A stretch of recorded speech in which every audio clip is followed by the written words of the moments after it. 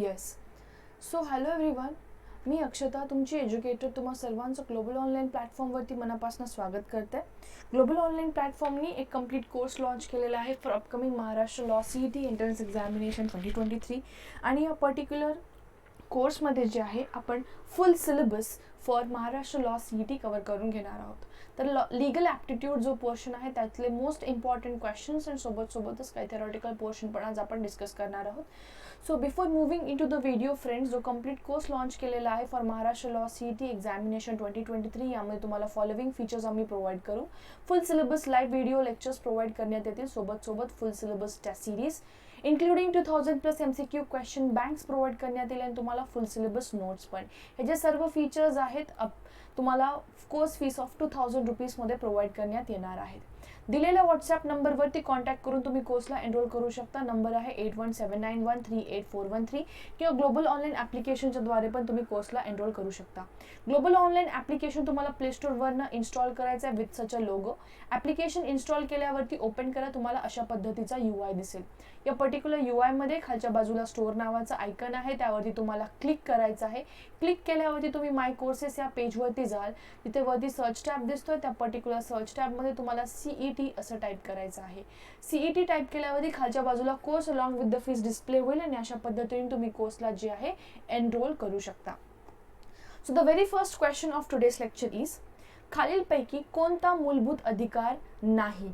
Which of the following is not the fundamental right? मूलभूत अधिकार. The very first option is धर्म स्वातंत्र्याचा अधिकार, स्वातंत्र्याचा अधिकार, मालमत्तेचा अधिकार आणि समानतेचा अधिकार. सो खालील दिलेल्यापैकी कोणता फंडामेंटल राईट नाही आहे असा क्वेश्चन आहे किंवा मूलभूत अधिकार नाही हा प्रश्न आहे. ऑप्शन दिलेले आहेत right to freedom of religion, right to freedom, option C जो आहे राईट टू प्रॉपर्टी आणि option D is right to equality. So या क्वेश्चनमध्ये जे करेक्ट आन्सर आहे that is option number C, that is right to property किंवा मालमत्तेचा अधिकार. ठीक आहे. सो व्हेरी फर्स्ट थिंग, जेव्हा आपण फंडामेंटल राईट बद्दल डिस्कस करतो, फंडामेंटल राईट, ओके, तर याबद्दल जे आहे इन डिटेल डिस्कशन मी लेक्चरच्या थोडंसं एंडला करेल. तरी पण मी तुम्हाला एक आयडिया देऊन ठेवते की जे राईट टू प्रॉपर्टी आहे किंवा मालमत्तेचा अधिकार आहे ते एक फंडामेंटल राईट ऑलरेडी एक होता, बट त्याला नंतर कॉन्स्टिट्यूशनल अमेंडमेंट ॲक्टच्या द्वारे त्याला राईट टू प्रॉपर्टी जे आहे ते रिमूव्ह करण्यात आलेलं आहे. म्हणून यामध्ये कन्फ्युजन नाही करायचं. मालमत्तेचा अधिकार किंवा राईट टू प्रॉपर्टी हा जो आहे एक फंडामेंटल राईट नाही आहे किंवा अधिकार, मूलभूत अधिकार नाही आहे. नेक्स्ट क्वेश्चन जो आहे तो बघा, खालीलपैकी कोणत्या घटने दुरुस्ती कायद्याने प्रस्तावनेत सुधारणा केलेली आहे? Which of the following constitutional amendment act amended the preamble? आपल्याला हे माहिती आहे कॉन्स्टिट्यूशनल अमेंडमेंट ॲक्ट काय आहे. कॉन्स्टिट्यूशनल अमेंडमेंट ॲक्ट म्हणजे याद्वारे आपण जे आहे संविधानामध्ये या घटना दुरुस्तीच्या द्वारे आपण संविधानामध्ये बदल करू शकतो. ठीक आहे. तर क्वेश्चनचे ऑप्शन दिलेले 24th amendment act, 44th amendment act, 12th amendment act आणि 42nd अमेंडमेंट ॲक्ट. तर यामध्ये लक्षात घ्या जो ऑप्शन नंबर डी आहे तो करेक्ट असणार आहे. एक मिनिट मी याला राईट करते. Okay, that is the option number D जो आहे हा करेक्ट आहे. Option number D. थोडंसं हे गुगल ट्रान्सलेशनमुळे डचं डी झालेलं आहे, थोडं त्याला चेक करत चला. सोबत काही टर्मिनॉलॉजी पण चेंज होऊ शकतात. ठीक आहे. तर तुम्हाला मी 3 इथे शब्द सांगते, ते ऑलरेडी मी डिस्कस केलेले आहेत. दॅट वॉज 1 सोशलिस्ट हा एक शब्द होता, सेक्युलर आणि इंटिग्रिटी हे 3 शब्द ऍड करण्यात आलेले आहेत, हे लक्षात घ्या. ठीक आहे. प्रियम्बलमध्ये प्रस्तावनेमध्ये, संविधानाच्या प्रस्तावनेमध्ये 42nd अमेंडमेंट ॲक्टच्या द्वारे हे 3 शब्दांना इंट्रोड्यूस करण्यात आलेलं होतं. ठीक आहे. नेक्स्ट जो क्वेश्चन आहे तो बघूयात आपण. खालीलपैकी कोणत्या ऍक्च्युली इथे कोणत्या आर्टिकल, इथे कोणती कलम जी आहे तुम्हाला इथे इन्सर्ट करायचं, कलम कोणत्या कलमेच्या अकॉर्डिंग असं म्हटलेलं आहे की भारताचे राष्ट्रपती केंद्रीय कायद्याच्या विरोधात केलेल्या गुन्ह्यासाठी माफी किंवा शिक्षेची माफी देऊ शकतात.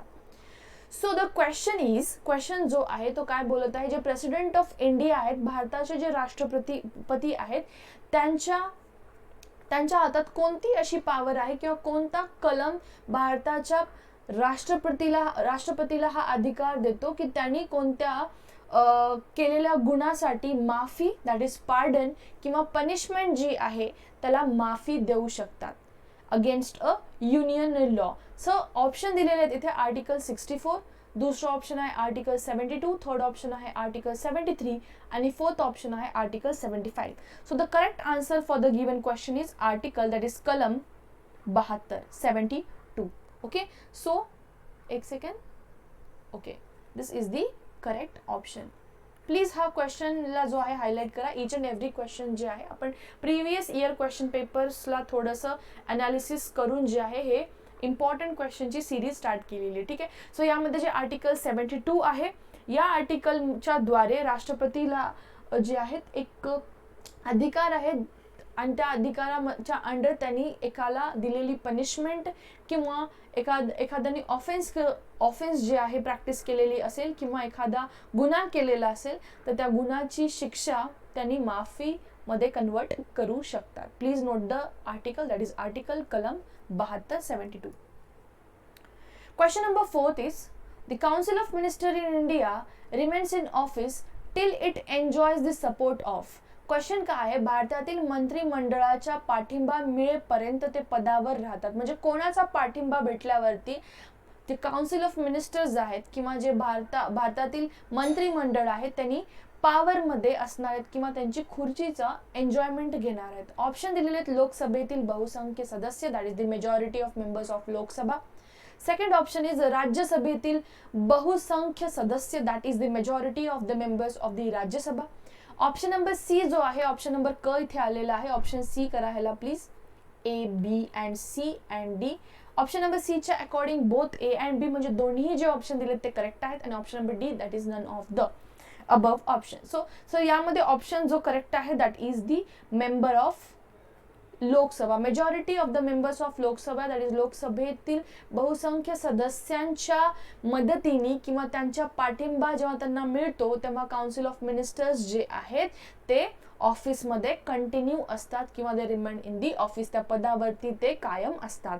सो ऑप्शन नंबर ए जो आहे इथे करेक्ट आहे. प्लीज एक लक्षात घ्या, आपण जे इलेक्ट करतो they are the member of Lok Sabha आणि राज्यसभेचे जे मेंबर्स आहेत ते इंटरनल इलेक्शनच्या द्वारे जे आहेत इलेक्ट झालेले असतात. म्हणून यामध्ये कन्फ्यूज नाही व्हायचं.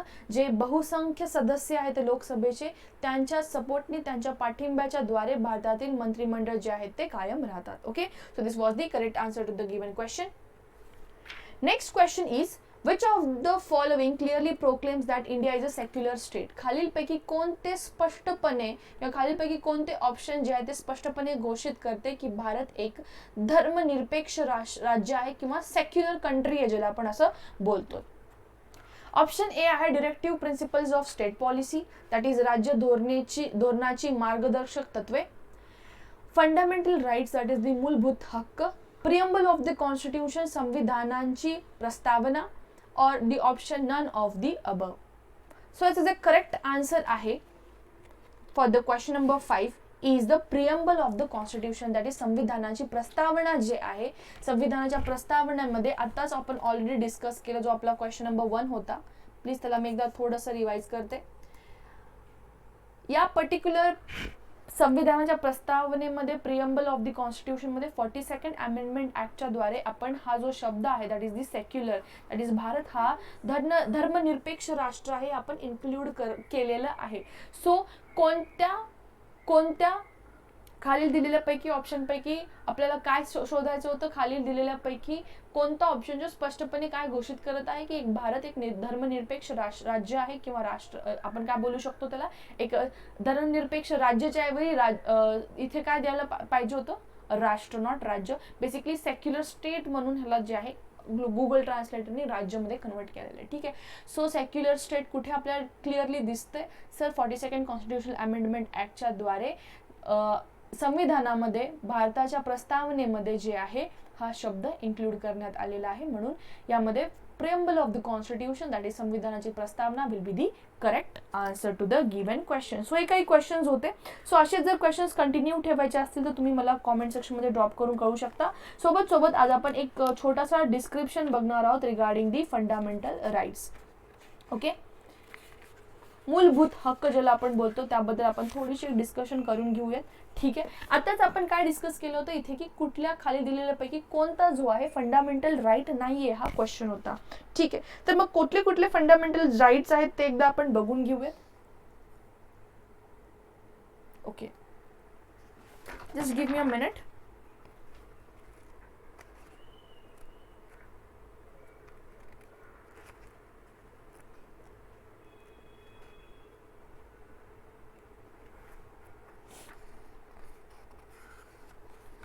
Okay, so let us discuss what are the fundamental rights. Okay, कोणते कोणते फंडामेंटल राईट्स होते ओरिजिनली जर आपण बघायला गेलो तर यामध्ये the very first fundamental right जो होता that is the right to equality.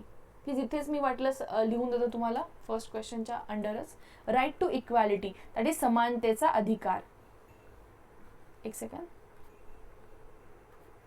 Right to equality is the first fundamental right. Right to equality that is समानतेचा अधिकार हा एक आपला फंडामेंटल राईट आहे.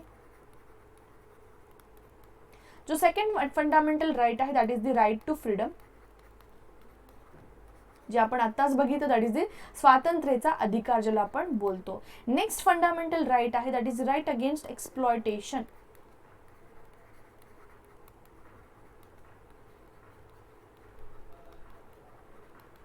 सो नेक्स्ट फंडामेंटल राईट आहे right to freedom of religion that is धर्म स्वातंत्र्याचा अधिकार. Right to freedom of religion.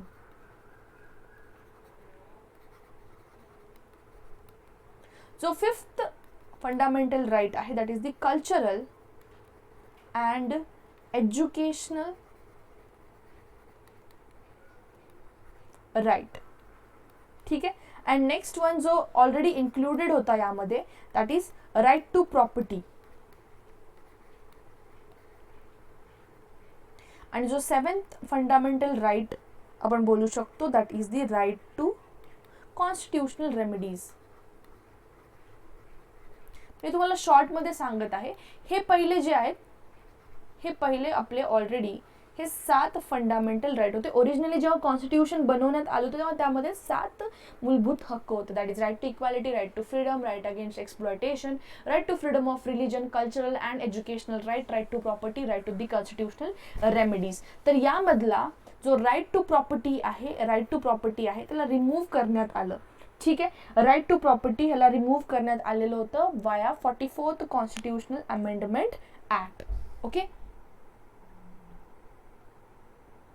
So तुम्हाला दोन गोष्टी लक्षात ठेवायच्या आहेत. 44th कॉन्स्टिट्यूशनल अमेंडमेंट ऍक्टच्या द्वारे जी संविधान दुरुस्ती असते त्यामध्ये 44th कॉन्स्टिट्यूशनल ऍक्टच्या द्वारे जो राईट ऑफ प्रॉपर्टी आधी त्याला आपण मूलभूत अधिकार बोलायचो, आता तो मूलभूत अधिकार म्हणून कॉन्स्टिट्यूशनल राईट नाहीये. ठीक आहे, it is not a fundamental right, it is simply a legal right. Now it is simply a legal right. एक लीगल राईटच आहे पण ती एक मूलभूत अधिकार नाहीये. करंटली आपल्याकडे 6 फंडामेंटल राईट्स आहे. जो 6th फंडामेंटल राईट होता मूलभूत अधिकार त्याला रिमूव्ह करण्यात आलेलं आहे. ठीक आहे, सो हे एक इम्पॉर्टंट डिस्कशन होतं. यासोबतच दुसरा जो क्वेश्चन यामध्ये बनू शकतो दॅट इज जे फंडामेंटल राईट आहेत, जे फंडामेंटल राईट आहेत ते कोणत्या संविधानाच्या पार्टमध्ये किंवा कोणत्या कलममध्ये हे सर्व फंडामेंटल राईट्सला लिहिण्यात आलेलं आहे. तर ह्याचा आन्सर मी तुम्हाला देईन. पहिला जो इम्पॉर्टंट पार्ट आहे दॅट इज पार्ट नंबर 3 मध्ये, पार्ट नंबर 3 मध्ये आणि जे कलम आहे आपले कलम 12 ते 35 मध्ये हे सर्व फंडामेंटल राईट्सला लिहिण्यात आलेलं आहे. Please note it down.